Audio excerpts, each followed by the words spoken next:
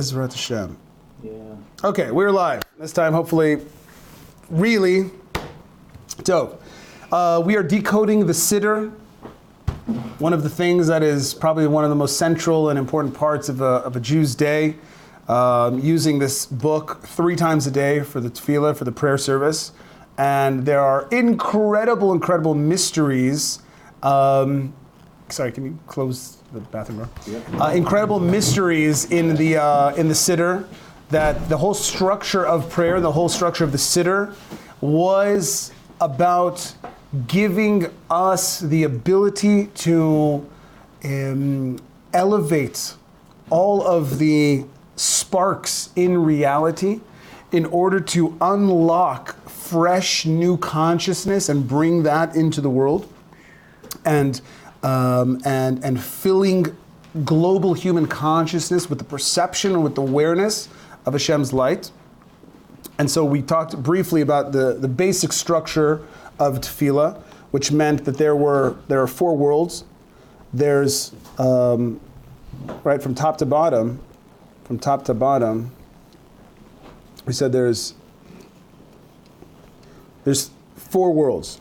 There's the world of Asiyah, the world of Yetzirah, the world of Beriah, and the world of Atzilut. Okay? And then beyond that is Ein Sof. And our goal is to elevate, see, you are here.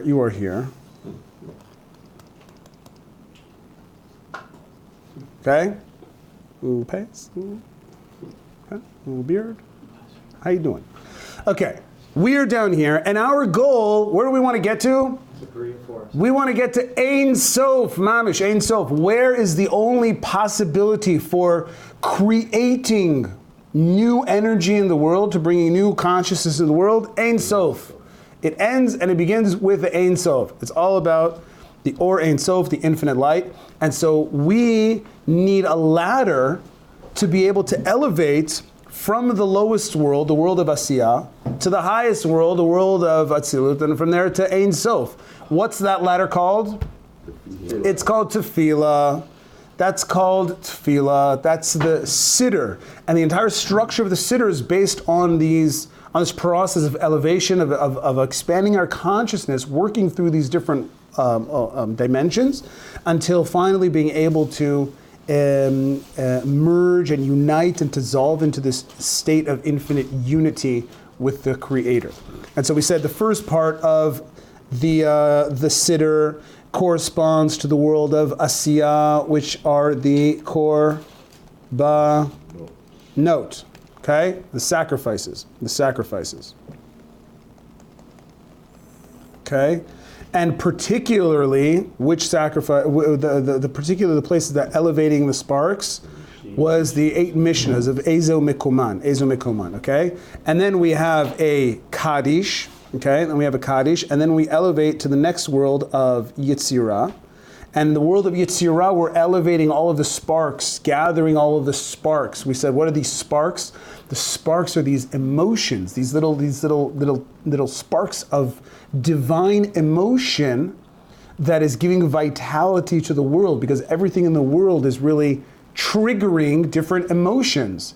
We just go out through our entire day feeling different things. And the 2 primary emotions are either pain, or pleasure, or love and fear. And pretty much all of our day is experiencing things either that we like or things that we don't like. That's pretty much our day. And so these sparks that are triggering these emotions, we need to elevate these back to its source, to have the conscious perception that these emotions are not really being caused by the physical thing that it's being manifest in. That's called klipa. What is klipa? The shell, the husk. The klipa is my perception of the physical thing being the source of that emotion, and that's not true. But the source of the emotion is coming from the higher supernal worlds. There's no such thing as bad emotion. There's no such thing as negative emotions. All emotions are divine. The only question is, where and when do we use those emotions? And in what setting? How do we use those? But there's no such thing as bad emotion. Okay? We are live, and so you have these handy-dandy, nifty journals to write down your questions in. And if you guys have any questions, please write them down, send them in, comment section, and we'll get to those as well.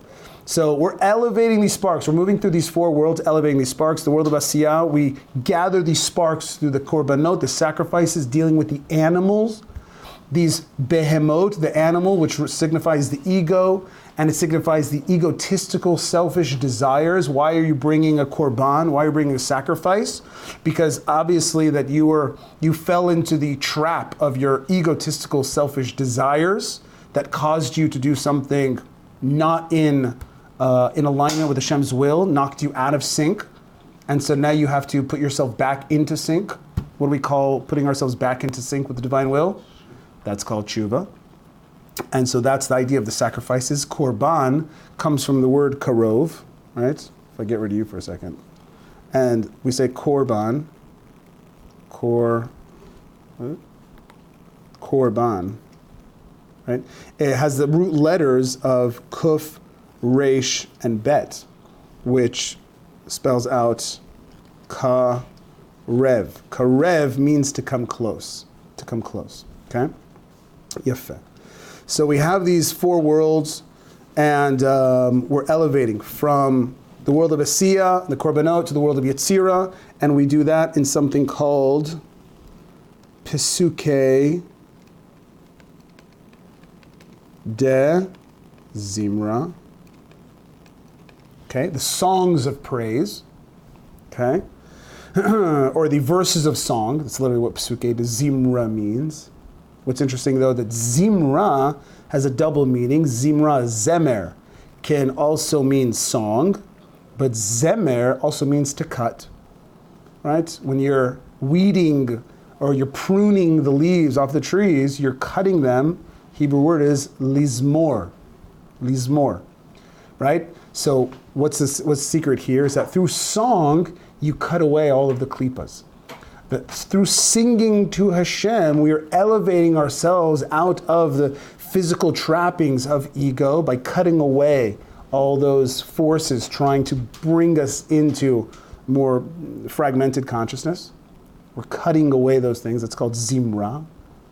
Right? Habocher b'shirei Zimra. Hashem chooses the ones that sing, that praise, that elevate their consciousness. So that's in the world of Yetzirah. And then we have another Kaddish, the elevator, elevates us to the world of Bria. And through the world of Bria, the blessings of the Shema. Okay, that's where we are. That's where we are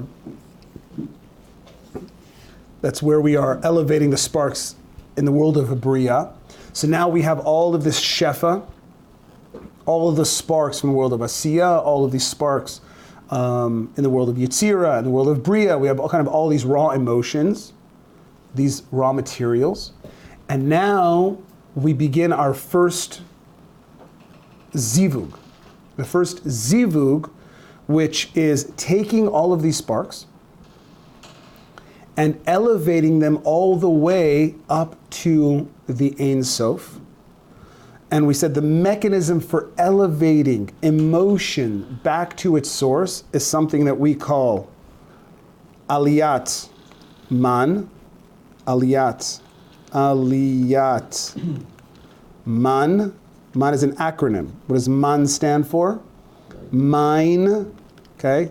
Mine. Ma'in. Nukbin, which literally translates to feminine waters, feminine waters. Okay, that's called aliyat man. So what is aliyat man? We are elevating the elevation of the feminine waters. Okay, What does that mean? It means directing our true desire to want to perceive the unity and oneness of Hashem. It's an awakening of emotion and desire that we have to want to only perceive the absolute and total unity of the Creator. That's called aliyat man, to awaken this desire to want nothing except to be connected to the infinite light of Hashem. That's called aliyat man. So it's an arousal of desire. It's an awakening from desire, from below to above, because it's something that we need to initiate. Okay? So it's kind of a self-initiation of desire and awakening this emotion to connect to Hashem. Okay? When does that happen? When does that happen? That happens in something called Kriyat Shema. Okay? Kriyat Shema. In Kriyat Shema, okay, which take place in the world of Bria, what are we doing? We're taking all of these sparks from Asiya, Yitzir, and Bria that we have collected, and then we are now elevating all of that Shefa to where? We elevate all of this Shefa to Ein Sof. We explained, how did we do that? How did we do that? Okay? We elevate it. So here's the world of Atzilut, right? So you're in the world, this is the world of Atzilut. So Kiryat Shema elevates all of those sparks, all of that raw energy to the Malchut. And then she elevates the sparks to Za, Zer Anpin, the 6 middle Sefirot. And then he elevates all of those sparks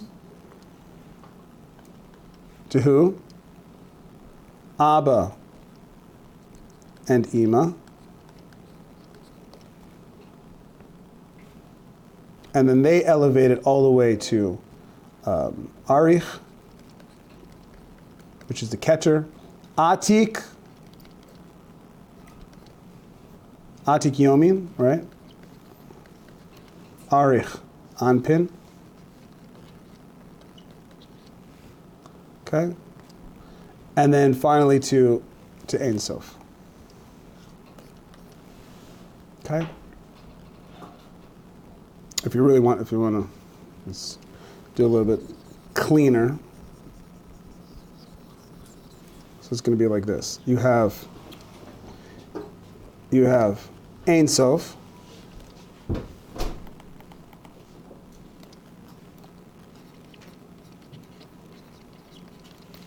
and then you have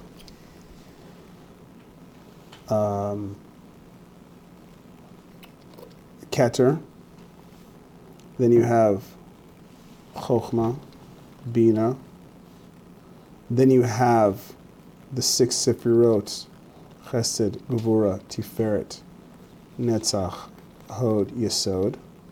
Yeah? And then you have the Malchut. Okay? Yeah? So you have all of this energy now that you're elevating all the way to the Malchut. She elevates it to Zer Anpin. He elevates it to Ima. She elevates it to Abba. They elevate to the Keter, which is the 2 Partsufim, Atik Yomin, which we'll talk more about later, and Arich Anpin, 2 levels of the Keter. Okay? And they finally elevate it all the way to the Ein Sof.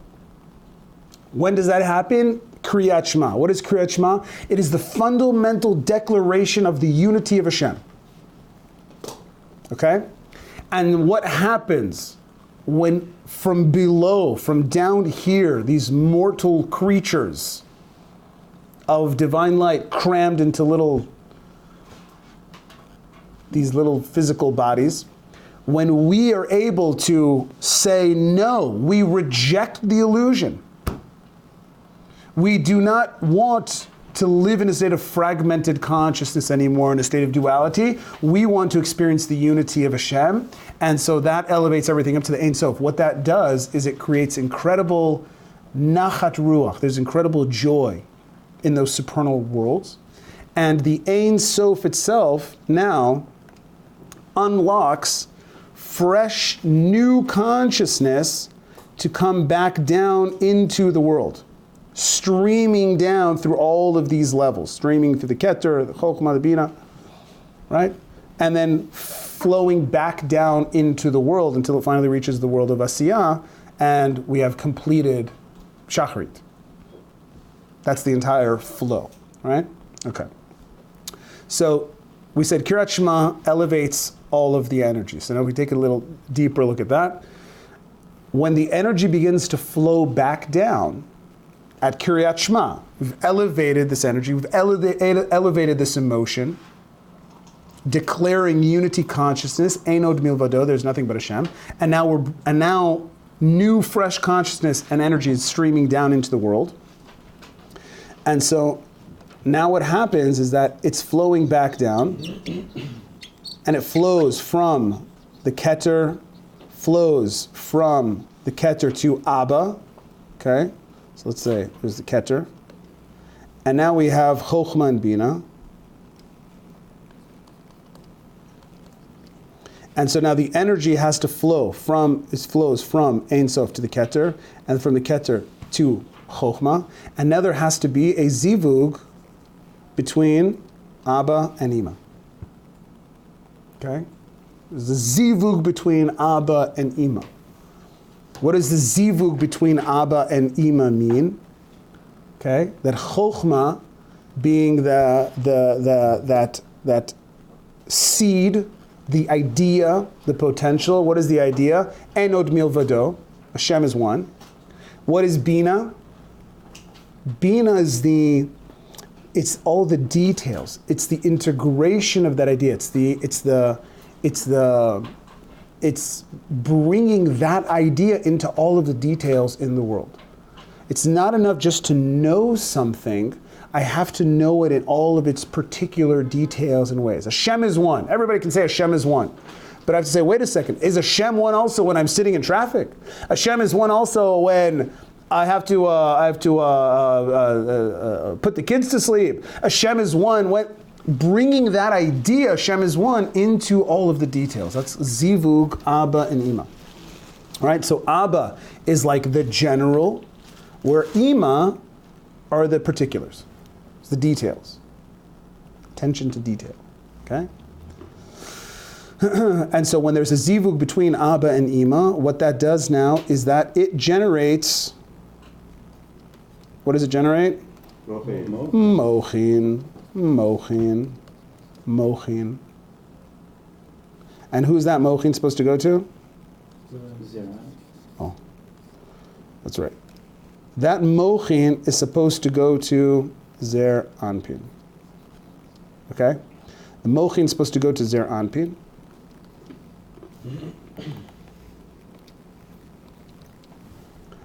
And with that Mochin, he is able to have a zivug with the Nukva, the Malchut. And then they can bring that flow into the world, back into all of the lower worlds, okay?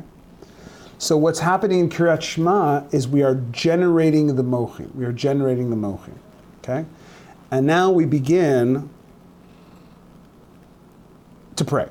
Now we begin Amida. Now we begin the Amida, right? What is the Amida? The Amida is bringing the Mochin into Zer Anpin. In Kiryat Shema, there was a zivug between Abba and Ima, and we manifested the Mochin. We created the Mochin. That Mochin was now flowing into the world, this new consciousness, this new energy and vitality, and now we're bringing in that Mochin. Okay? So now let's take a look at how we generate the Mochin. All right? So it goes a little something like this. So we have the Mochin. We have the mochin. What is the mochin? Mochin is chokhmah,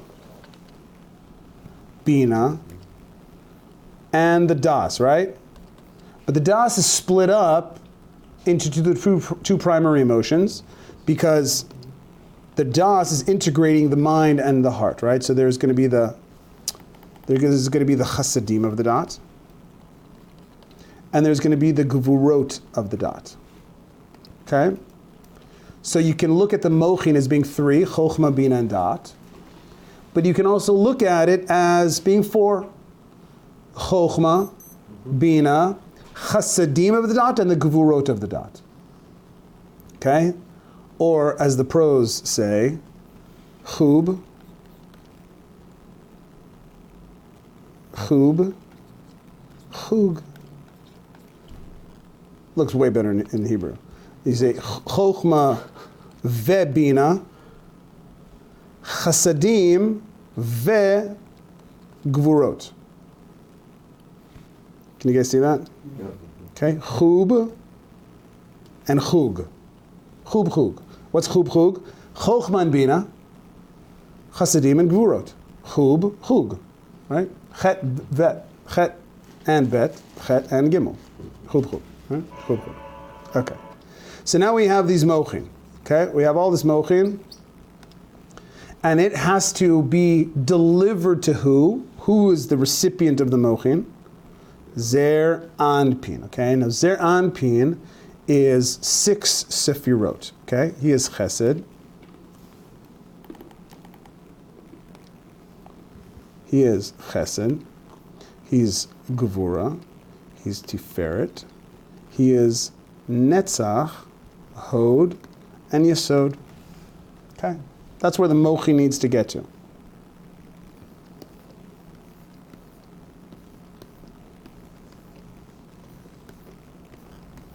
Okay? He's 6 sefirot.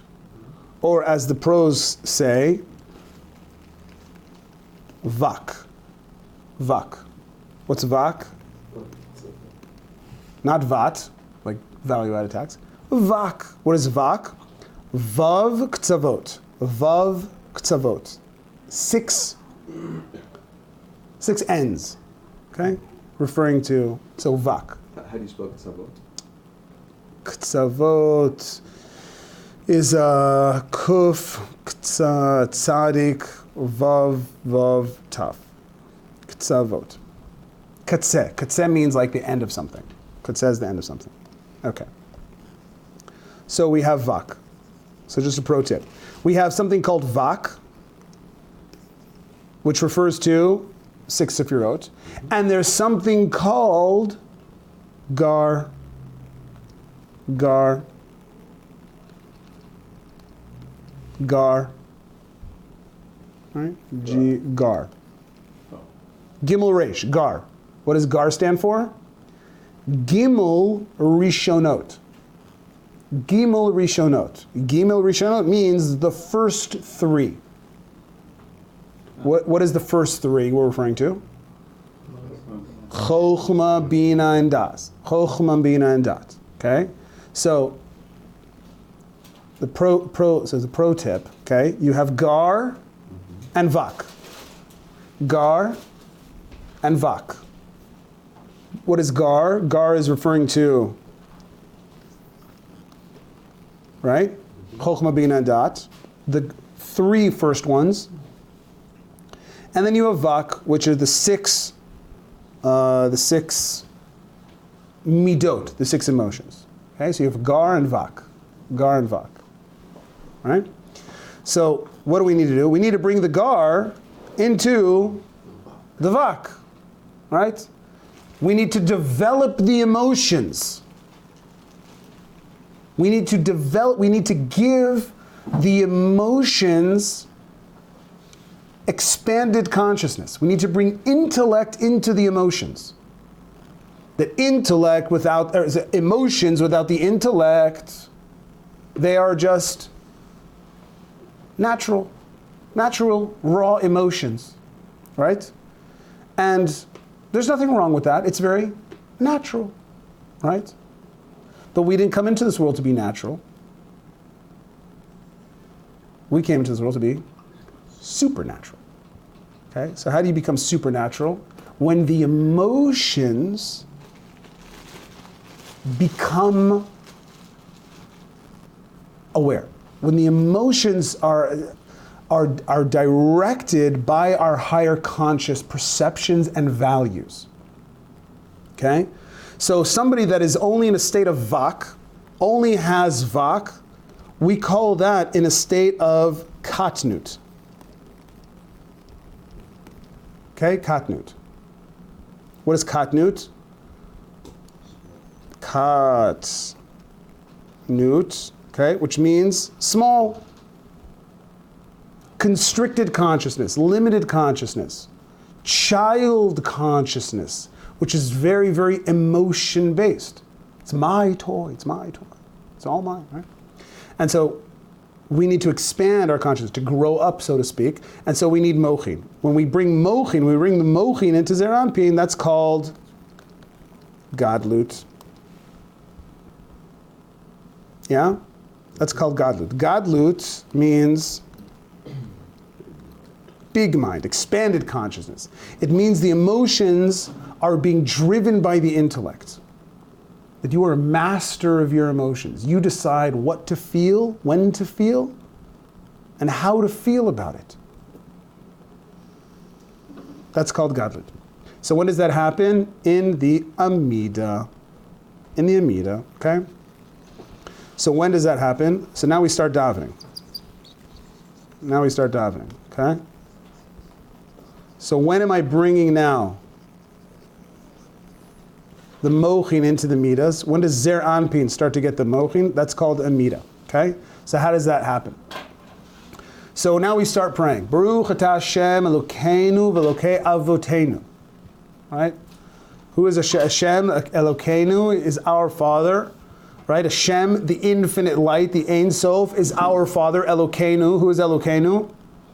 Zeir Anpin and Nukva. Ve'Elokei Avotenu. And he's also the mochin of our fathers. Who's our fathers? Abba and Ima, Chochmah and Bina. Elohei Avraham, we take the mochin of Chochmah and we, so to speak, if you can imagine that, like, Zeir Anpin was missing what? He's missing Gar. He's missing the Gimel Rishonot. Yeah? This is like the place where he should have Chochmah, Bina, and Das, right? And Dat. But he doesn't. He doesn't have he's like no mind. His mind is like empty. He doesn't have brains. You got air for brains, man. You got nothing up there, right? Meaning that it's all emotional based. And so now we begin to bring in the mochin. So when do we bring in the mochin? Elohei Avraham, I'm bringing in the Chochmah into his Chochmah.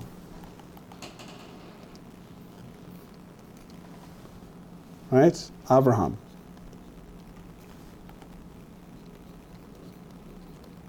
So can I just check? The Chochmah that you're bringing in is the Chochmah from Abba? Okay, right. This was the mochin that was generated from Ima, from Abba and Ima. Okay? That was the mochin that we generated in the Kiryat Shema. Okay? Now I'm giving you a very, very simplified version of this just to be able to kind of like get your mind around it, but there's, again, like 7 million details that are missing, and it's not exactly the way I'm saying it, but just to make things as simple as possible. So Elohei Avraham is bringing the Chochmah into the Chochmah of Zeir Anpin. The Bina, and then we have Elohei Yitzchak, which is bringing the Bina into his Bina. Elohei Yaakov is bringing the Das into his Das. Oh, now he's starting to, now we're talking. Now we're in business. Now Zeir Anpin is starting to get mochin. But the mochin's still up in his head. it needs to also penetrate into the rest of his body. And so how do we continue this process? Baruch atah Hashem Elokeinu Elohei Avraham Elohei Yitzchak Elohei Yaakov Ha'el Hagadol Ha-Ga-Dol Ha-Gi-Bor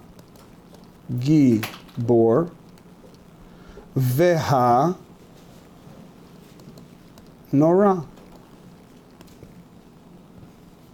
Yeah? Hagadol, we're bringing the mochin from the chokhmah, continues to flow to his chesed, continues to flow to his gvura, and continues to flow to his tiferet. Hagadol, hagibol, vehanora. So the light is now penetrating now from his mind, because it does us no good just to be up in your mind.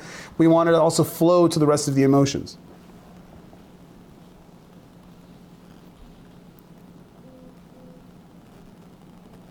And we have to continue streaming this light down. Ha'el hagadol hagibor v'hanora el elyon gomel. So El Elyon doesn't have a connection? Again, I'm leaving out non-vital things here. Everything is important, but like this is just the basic structure. And then we can fill in the blanks, okay? Because if we start getting into all the details, it's just going to get a mess, and I want you to be able to have something in your hand, okay? Maybe the second shur. Bezrat Hashem. Not the second one, the third one, but still, it's still Bezrat Hashem. So then we have, right,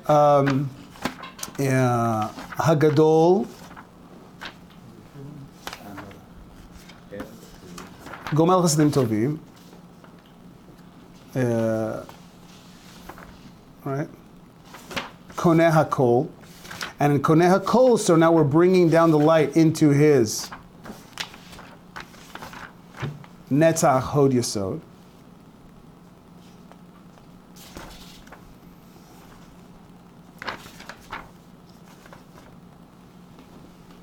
Yeah. Into the Chesed, into the Gevura, into the right, and then to the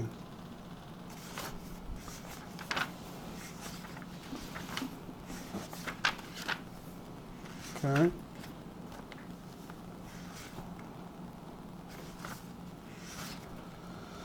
And then we start working and bringing in the mochin to the nukva. So we said, I'm sorry. So Hagadol HaGibor VaNorah continues. Hagadol HaGibor VaNorah penetrates also down into the Netzach Hod Yesod. So it's like two levels. Okay? So in Hagadol, I'm bringing the light from the Chokhmah to the Chesed, but also into the Netzach. Hagibor, I'm bringing the light from the Gvura also into the Hod. And Hanorah, I'm bringing the light from the Tiferet to the Yesod.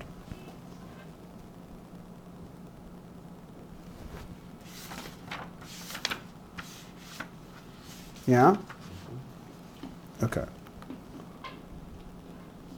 And so now that he has, we've streamed all of this light, this energy into Zer Anpin, and now his job is to what? To begin to illuminate the nukva. What is the purpose of giving mochin to Zer Anpin? So that he can be a mashpia to Malchut, he can be a mashpia to the nukva. That's the only reason, because without the mochin, he was not interested in being a mashpia. He was just interested in being a mekabel. He just wanted to receive from Abba and Ima. But now, he can become a mashpia. He can become mashpia. And so, he now begins to give mochin to the nukva, which okay, which starts with Gomel Chasadim Tovim.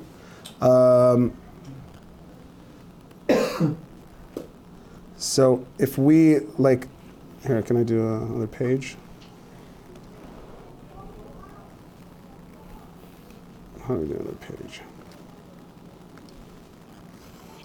Oh.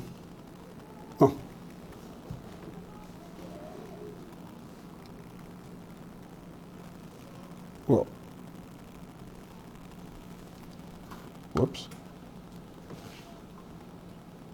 We're at time. More time. Okay, hold on. Okay, so we've completed the bringing the mochin into Zer Anpin, and next session we're going to bring the mochin. We're going to start to illuminate the mochin of Zer Anpin to the nukva, because remember we said that Zer Anpin. Okay, we're in Atzilut. Zer Anpin has received all this mochin now, and now he has to begin to give this mochin to the Malchut and to begin to develop her, to stream this light into her and gradually build her up, to give her mochin until finally they are back to back, achor ba'achor, and then there can be, they're back to back, and then there can be a separation, nisira, and then continue to bring them face to face, and then finally, ultimately, a zivug. Okay? So that's going to be in the next session. Amen. Yasher koach.